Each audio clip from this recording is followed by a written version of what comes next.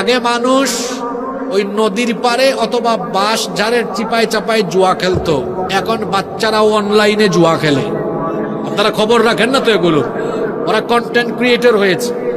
6-7 ছেলেমেয়েরা টিকটক বানায়। আমাকে ওই দিন এক জায়গায় এক ছেলে বলতেছে, হুজুর আমাকে ফেসবুকে অ্যাড করেন।